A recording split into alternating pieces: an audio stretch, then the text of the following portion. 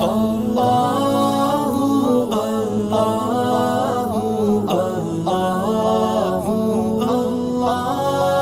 اللہ الرحمن الرحیم۔ نماز کی حالت میں آگ لگنے کا احساس تک نہ ہوا۔ جس آدمی کو جس چیز سے زیادہ لگاؤ ہوتا ہے تو جب وہ اس کام کو کرتا ہے تو اس کی توجہ، اس کا دھیان دوسری چیزوں سے ہٹ جاتا ہے، وہ پورے طریقے سے اسی چیز کے اندر منہمک ہو جاتا ہے۔ کتنی مرتبہ ایسا ہوتا ہے کہ اس کے پاس سے کوئی گزرا، اس کے پاس کوئی سامان رکھا تھا، کوئی اٹھا کے لے گیا، اس کو پتہ بھی نہیں چلا، اتنا بیزی تھا، اتنا دماغ اس کا لگا ہوا تھا کام میں۔ تو جس کو جس چیز سے جتنا لگاؤ ہوتا ہے وہ اس کو اسی اہتمام کے ساتھ کرتا ہے۔ ہمارے اسلاف اور بزرگان دین کو چونکہ دین سے، دین کی باتوں سے، عبادتوں سے بہت زیادہ لگاؤ تھا، اس لیے جب وہ یہ عبادت کرتے تھے تو پوری طرح یکسو ہو کر اور متوجہ ہو کر کیا کرتے تھے۔ آس پاس کیا ہو رہا ہے، شور شرابہ ہو رہا ہے، ڈھول بج رہا ہے، ڈی جے بج رہا ہے، انہیں ذرہ برابر پتہ نہیں چلتا تھا کہ ہمارے برابر میں کیا ہو رہا ہے۔ چنانچہ یہ واقعہ بھی اسی طرح کا ہے۔ ایک دفعہ حضرت مسلم بن یسار رحمہ اللہ اپنے مکان کے کمرے میں نماز پڑھ رہے تھے، اتفاق سے اس کمرے کے کسی کونے میں آگ لگ گئی۔ آپ برابر نماز میں مشغول رہے۔ سلام پھیرنے کے بعد گھر والوں نے عرض کیا کہ حضرت تمام محلے والے آگ بجھانے کے لیے جمع ہو گئے تھے، لیکن آپ نے نماز نہ چھوڑی، حالانکہ ایسے وقت تو فرض نماز کی نیت توڑنا بھی جائز ہے۔ مسئلہ تو یہی ہے۔ آپ نے فرمایا اگر مجھے معلوم ہوتا تو میں ضرور نیت توڑتا، اللہ کی قسم مجھے تو آگ لگنے کا بالکل علم نہ ہوا۔ لو، آگ لگتی ہے تو کتنا شور ہوتا ہے، لوگ کو ادھر سے چیخ رہا ہے، کوئی ادھر سے چلا رہا ہے، تو اس شور کا پتہ نہیں چلا اللہ کے بندے کو نماز میں اتنا زیادہ انہماک۔ اور کل بھی اس طرح کا واقعہ گزرا ہے کہ نماز ہے ہی واقعی ایسی چیز کو جس کو اسی شان کے ساتھ پڑھنا چاہیے کہ چونکہ نماز کے دوران بندہ اللہ رب العزت سے رابطے میں آ جاتا ہے۔ وہ اتنی بڑی ہستی سے رابطہ ہو رہا ہے، آپ اتنی بڑی ہستی سے بات کر رہے ہیں، تو ظاہر سی بات ہے آپ کو دنیا اور دنیا میں جو کچھ ہے ساری چیزوں سے بیگانہ ہو جانا چاہیے۔ آپ کے کسی خاص آدمی کا فون آ جائے اور آپ اس سے بات کر رہے ہوں، کوئی گھر کا آدمی آپ سے بات کرنا چاہے تو آپ کیا کہیں گے؟ ذرا تھوڑی دیر رکو، دوسرے کمرے میں جا کے بات کریں گے تاکہ بات چیت میں خلل پیش نہ آ جائے۔ کوئی بچہ آ گیا شور کرتا ہو، اس کو پرے ہٹا دیا، کوئی اور آدمی آئے کہ جاؤ بھی تھوڑی دیر میں آنا، بھی میں بات کر رہا ہوں۔ یعنی ایک عام انسانوں سے بات کرنے میں اتنا اہتمام، لیکن مالک الملک اور ہمارا خالق اور مالک جو اللہ رب العزت ہے، اس سے جب ہماری بات ہوتی ہے نماز کی حالت میں، ہم کلامی ہی ہے نماز، تو اس میں ہماری یہ کوتاہی کیوں کہ ہم ایسی نماز پڑھتے ہیں کہ ہمیں سب پتہ چل جاتا ہے کہ باہر میں کیا ہو رہا ہے، ہمارے برابر میں کیا ہو رہا ہے۔ تو یہ توجہ اور احساس اپنے اندر پیدا کرنے کی ضرورت ہے، یہی نماز اللہ کے یہاں قابل قبول ہے، ورنہ ایسی بے خیالی والی، بے توجہی والی نماز اللہ تعالیٰ کے یہاں قابل قبول نہیں ہے۔ ایک شخص نے کہا کہ رمضان مبارک ہم کو ایک روٹی پکانے والے کی ضرورت ہوئی، میں باندھی خرید کر لانے کے خیال سے بازار گیا تاکہ میری ضرورت پوری ہو۔ اتفاق سے ایک باندھی بہت کم قیمت میں مل گئی اور خرید لی، لیکن اس کی شکل و صورت سے وحشی پن برستا تھا اور ایسا معلوم ہوتا تھا کہ کسی معشوق کے فراق میں مبتلا ہے۔ دن تو گزر گیا، جب رات آئی تو عشاء کے بعد اس نے نماز شروع کر دی اور پہلی رکعت میں سورہ بقرہ 2.5 پارے ختم کی، اور وہ قرآن شریف ایسے ذوق شوق اور محبت سے پڑھتی تھی کہ ایسی قرأت میں نے اپنی زندگی میں بہت کم سنی ہے۔ دوسری رکعت شروع کی، اس میں پوری سورہ آل عمران ختم کی۔ تیسری رکعت شروع کی، اس میں پوری سورہ نساء، یہ بھی 2.5 پارے ختم کیے۔ میں حیران ہو کر اس کی کیفیت کو دیکھتا رہا کہ شاید 5.25 پارے ختم کر کے دم لے گی، لیکن اس اللہ کی بندی نے اب دوبارہ نیت باندھ لی، اور جب پڑھتے پڑھتے 13ویں پارے کی سورہ ابراہیم کی اس آیت پر پہنچی، وَيُسْقَىٰ مِن مَّاءٍ صَدِيدٍ يَتَجَرَّعُهُ وَلَا يَكَادُ يُسِيغُهُ وَيَأْتِيهِ الْمَوْتُ مِن كُلِّ مَكَانٍ وَمَا هُوَ بِمَيِّتٍ وَمِن وَرَائِهِ عَذَابٌ غَلِيظٌ۔ اس کا ترجمہ ہے، اور اس کو ایسا پانی پینے کو دیا جائے گا جو کہ پیپ لہو ہوگا۔ جہنمی آدمی کو، گناہگار آدمی کو جہنم میں پینے کے لیے پانی ایسا دیا جائے گا کہ جو لوگوں کا میل کچیل ہوگا۔ تھوڑا پھنسی ہو جاتی ہے نا کسی کو تو اس سے پیپ نکلتی ہے، ایک گندی بدبودار چیز نکلتی ہے، وہ پلایا جائے گا جہنمیوں کو، جس کا گھونٹ گھونٹ کر پیے گا اور گلے سے آسانی کے ساتھ اتارنے کی کوئی صورت نہ ہوگی، اور ہر طرف سے اس پر موت کے اسباب کی آمد ہوگی اور وہ کسی طرح مرے گا نہیں، اور اس شخص کو اور سخت عذاب کا سامنا ہوگا۔ دنیا کے اندر اتنی تکلیف کسی کو دی جائے تو آدمی مر جائے، لیکن جنت و جہنم میں تو موت کا کوئی نام ہی نہیں ہوگا، موت تو ختم ہو چکی ہوگی۔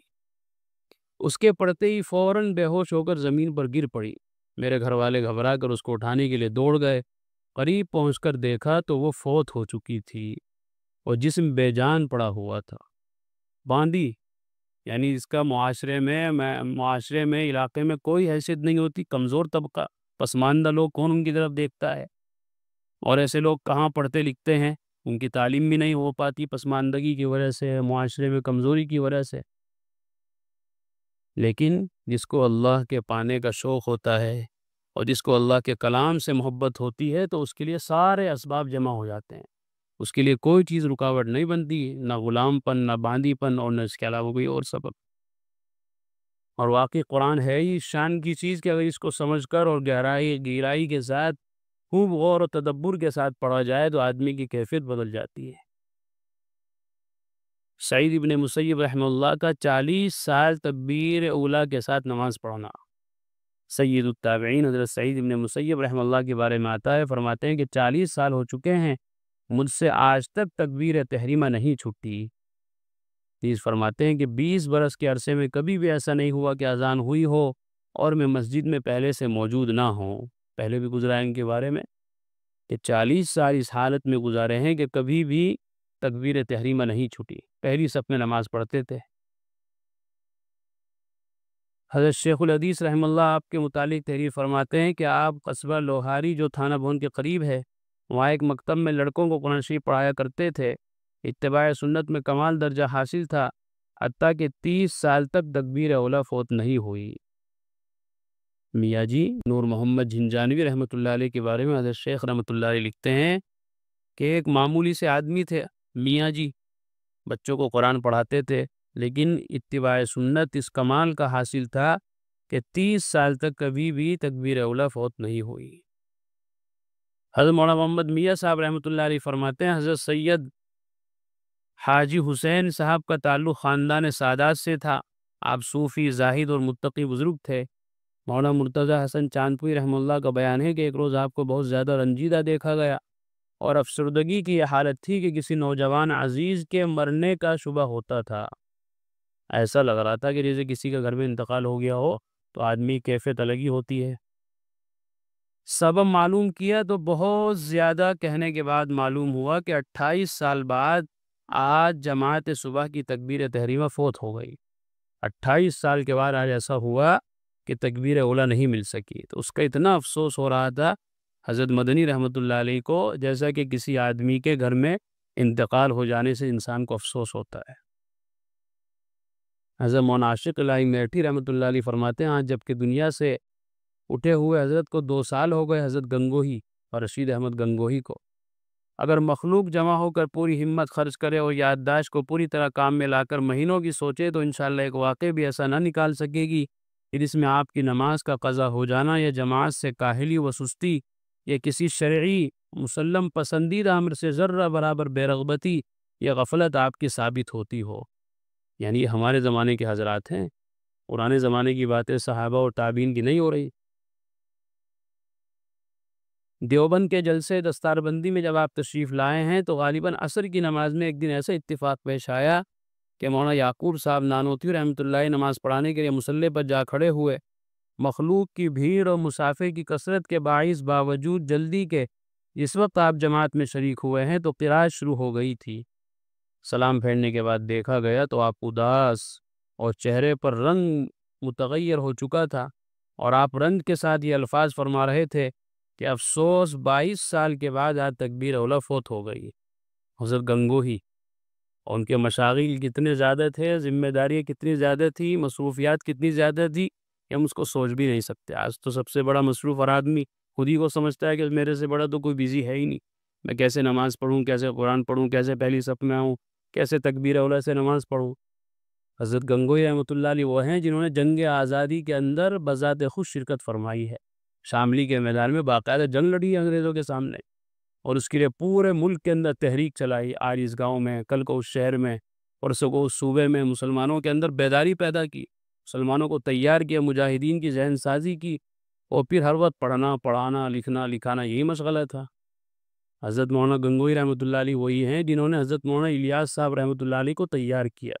تبلیغی جماعت کے بانی حضرت مولانا الیاس صاحب نے سارا علم جو پڑھا ہے وہ گنگوں میں رہ کر حضرت مولانا رشید احمد گنگوہی سے پڑھا ہے 8-10 سال تک، اور ان کے بڑے کارنامے ہیں، بڑی خدمات ہے۔ لیکن یہاں قابل غور بات یہ ہے کہ وہ عمل جس کو آج مسلمان بہت اہمیت نہیں دیتے، معمولی سمجھتے ہیں، نماز پڑھنا، تکبیر اولیٰ ملے نہ ملے کوئی بات نہیں، کوئی احساس نہیں، کوئی رنج اور غم نہیں، لیکن ان حضرات کے یہاں سنت کا اتنا زیادہ اہتمام تھا کہ اگر کبھی کسی وجہ سے سنت کی ادائیگی میں کوتاہی ہو جاتی تو ایسا رنج اور غم افسوس ظاہر فرماتے جیسا کہ کسی کے مرنے پر ہوتا ہے۔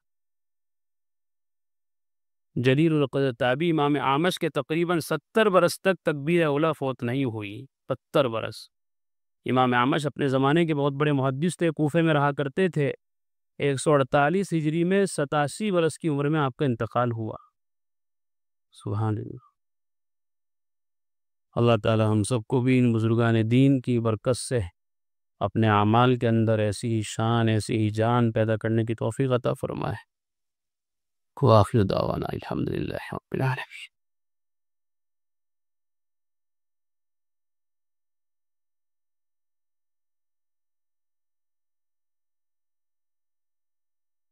قرآن کریم میں اللہ تعالیٰ فرماتے ہیں الا بذکر اللہ تطمئن القلوب، کہ سن لو، اچھے سے سمجھ لو، اللہ تعالیٰ کے ذکر ہی سے دلوں کو اطمینان نصیب ہوتا ہے۔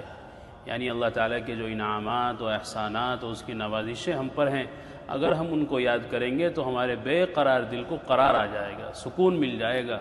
اگر ہم چاہتے ہیں کہ ہمارے دلوں میں سکون آئے، اطمینان نصیب ہو، تو اس کا ایک واحد علاج اور ایک بہترین دوا یہ ہے کہ ہم فوراً اللہ کے ذکر میں مشغول ہو جائیں۔